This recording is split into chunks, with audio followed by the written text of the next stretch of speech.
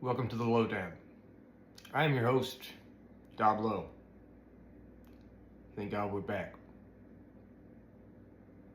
Thank Jesus Christ, Son of God, that we are back.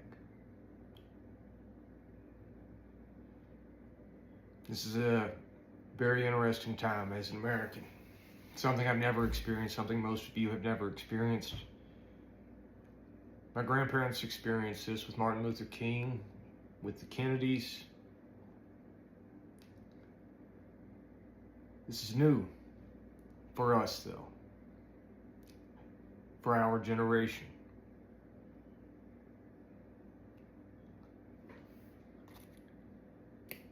I'm a lot more calm today.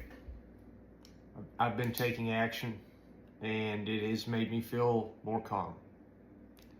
Guys, I want to start this out with this. I am so proud of myself. I am so proud of the other people that are on the same front I am for restraint, for not becoming violent. Even though we felt it, even though we wanted it. And I'm going to say something right now. You don't know how many messages I've gotten, good and bad.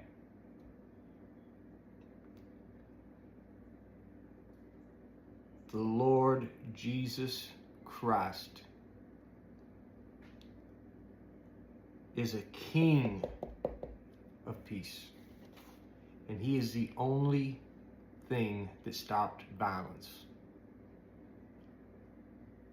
Out of all the messages I got with people that were ready to go, with myself, when we prayed, when we talked to God, because we did talk to God, we were answered with violence was not the answer. We were told by God that violence would not make us feel better. That violence would not get us into the kingdom. So I am so proud of you. I'm proud of myself for not becoming violent. When I could taste copper in my mouth already. When I wanted the blood. I'm proud of the restraint. Guys, we're going to combat this. We have to combat this. There are teams of people who are working on getting people who condone violence publicly taken away from their jobs, getting them fired. If you have information about somebody who is condoning violence in this way, send me their information. I will send it to the teams of people that are working on it. I will work on it because it's not safe right now. There's coffee shops that are saying if you're a conservative Republican, they'll piss in your coffee.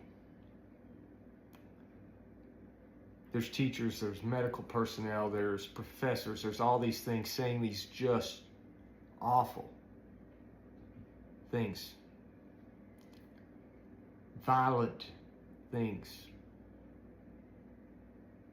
So does that mean when I pull up into the drive-thru with a "Don't Tread on Me" flag on my Army green Dodge Charger and my American flag hat, that you're going to spit in my coffee? Does that mean if my kid goes to school and you're one of these people and there's a lockdown that you're not going to protect him now? Does that mean if I go up to my medical institution to receive my cancer treatment that I might not receive the treatment I need because you hate what I stand for to the point that you're willing to commit violence? Because if you're condoning violence, you're willing to commit it. And the really annoying part of that is you've never even seen violence. These people have never even seen it. The same people they hate became violent and went and fought violence so they would never see it. It would never be in their doorstep. And now they want violence against us when we protected them. I've said on the show so many times, I don't care if you're gay. I don't care if you drive an electric car. That's the whole point. That's the whole point of America. I want you to be able to do those things. It doesn't matter that I agree. I want them for you because you're an American. You deserve those things. But I don't deserve my coffee to not be spit in. My child doesn't deserve your protection at school. I don't deserve fair medical treatment.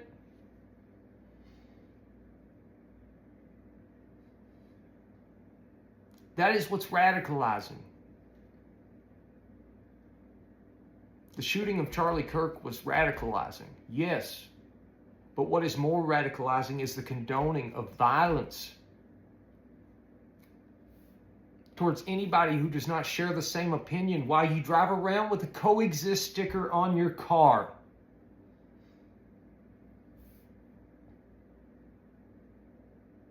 I reshared Jeffree Star the other day. He's being attacked. This is a pink-haired drag queen man. And he is being attacked as well.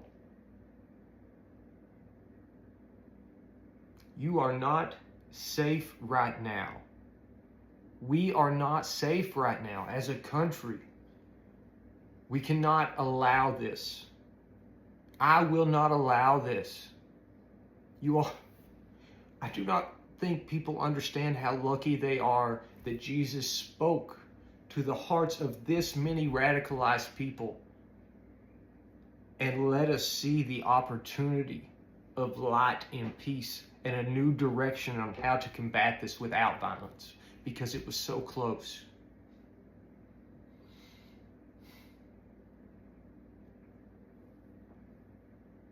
We live in the greatest nation on the planet. It must be defended at all cost. A lot of you do not understand how great it is. I wish you could, but you don't. Guys, I have so many thoughts on this. I'm going to try to move into this. Listen, if you're going to by the way, if you are going to send me somebody who is condoning violence, please send me a name, a screenshot of what they said, their business. If you can't get all of those things, please give me the information you do have. We will work on this. There are united teams working on this, and we will work on this. We will not allow this.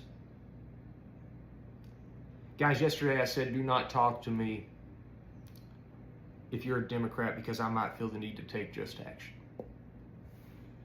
I could not articulate what I meant yesterday because I was still too upset. I woke up this morning a little more calm. Listen, what I mean by that, I'm not saying sorry, by the way. What I mean by that is, if I begin to feel that you're becoming emotional, I now have to view you as a threat.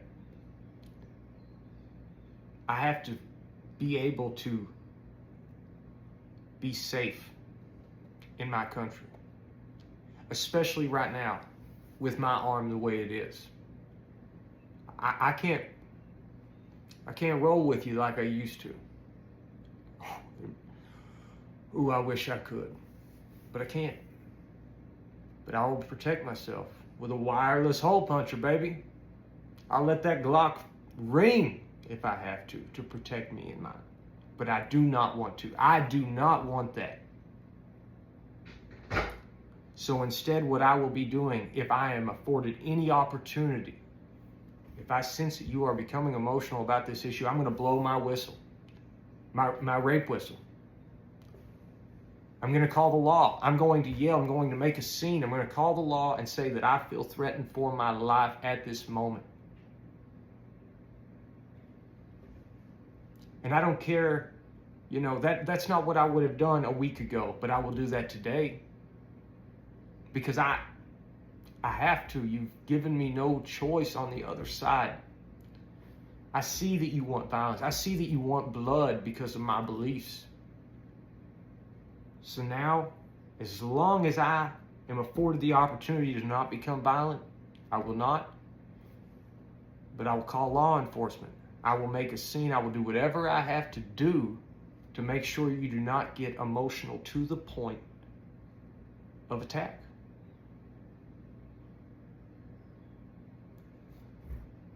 Guys, I talked about race yesterday. When I bought my house, my next door neighbors to live right across the street are black. I didn't have a house key the whole first year I lived here. I didn't move in and go, well, I got black neighbors. I better change the locks. No, because that's racist. I changed my locks because of white people. I never for 1 second thought my black neighbor might do something. It never even crossed my mind. That's why the race baiting is getting so bad.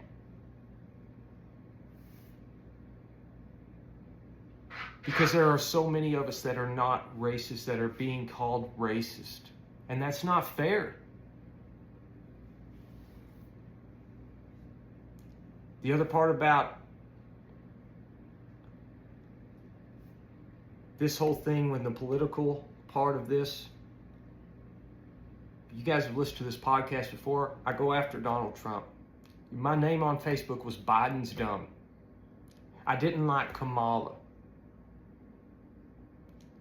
But I never wished for their death. I felt so bad for Joe Biden towards the end because I felt like somebody needed to save him.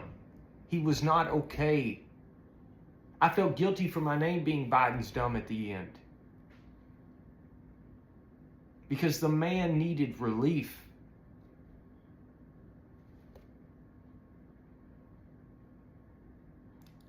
Guys, what I'm going to say next is this. Take a place like Iraq.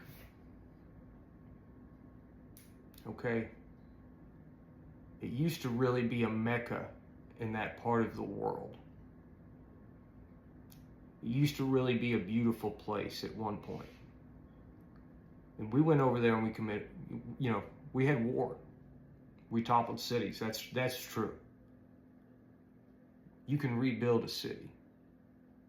You can make it beautiful again.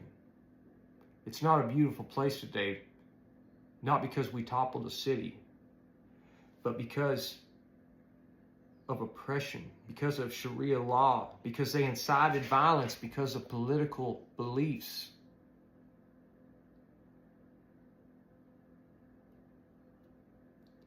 We can't allow things like this. They're dangerous. They're so much more dangerous than we realize. It cannot happen. It must not happen.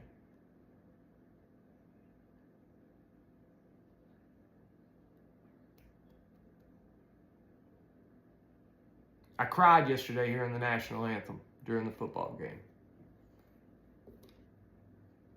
Real tears. Because I don't know how much time I have left on this planet.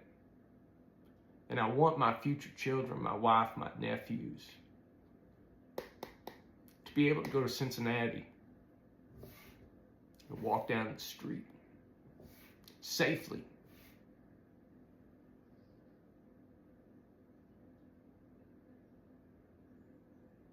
Because I want my future children to be afforded security at school.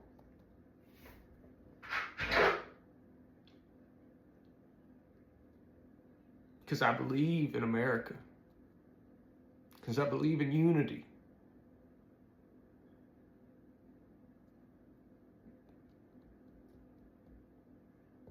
That's all I want. I want a united front. I want the same black friends I had before to be able to come to this house and it feel normal. The way they did before this. Because I want my same Mexican friends to be able to come here and it feel normal.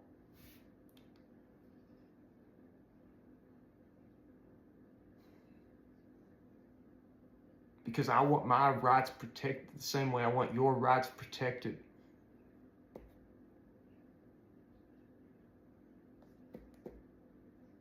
I love you guys. I'll be here every day now. This is no longer something I do to pass time. This is my job. I lost my job because it was taken from me by a disease. And I've been yearning for something, for some kind of passion. And now I have it. This is now my job, to bring to you some kind of united front of something.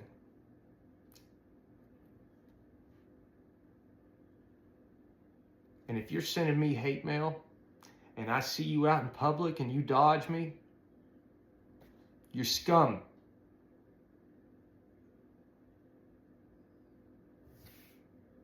Just don't send the hate mail. I'm not sending it to you. God bless you. Godspeed, everybody.